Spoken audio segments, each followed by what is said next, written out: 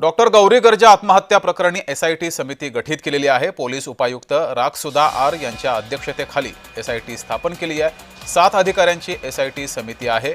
या प्रकरणी अधिकचा तपास करण्यासाठी ही एसआयटी गठीत करण्यात आली आहे। सहाय्यक पोलीस आयुक्त सचिन कदम, पोलीस निरीक्षक अविनाश जगताप, सहाय्यक पोलीस निरीक्षक शिवाजी मदने, यशवंत चव्हाण, महेश मोहिते, पोलीस उपनिरीक्षक प्रवीण पाटील यांचा या एसआयटी समितीमध्ये समावेश आहे। मला राजकारणात पडायचं नाहीये, मला फक्त त्या मुलीला न्याय मिळवून द्यायचा आहे आणि ती भूमिका माझी शेवटपर्यंत राहील।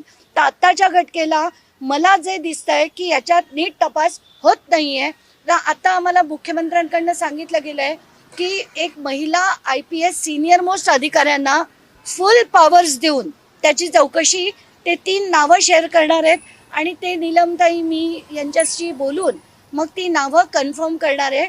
याच्या व्यतिरिक्त गव्हर्नमेंट PP सुद्धा आम्ही काही नावं दिली होती त्यांना, त्याच्यातले गव्हर्नमेंट PP अपॉइंट करण्यात येईल असं मुख्यमंत्र्यांकडून सांगण्यात आलं। तर याबाबत उपसभापती डॉक्टर नीलम गोऱ्हे यांनी काय म्हटलेलं आहे पाहूयात।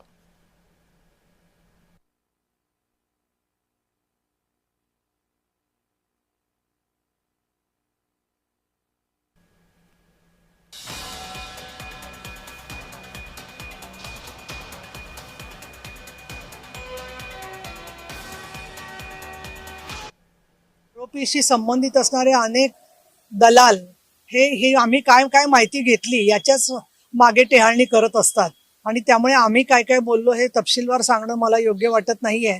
परंतु जे मुद्दे सगळ्यांच्या मार्फत तिच्या आईवडिलांच्या मार्फत आलेले होते ते सगळे मुद्दे आम्ही मांडलेले आहेत आणि आम्हाला अशी आशा आहे की उच्चस्तरीय तपासामध्ये जे मुद्दे बाजूला राहिले असतील तर त्याचा समावेश केला जाईल।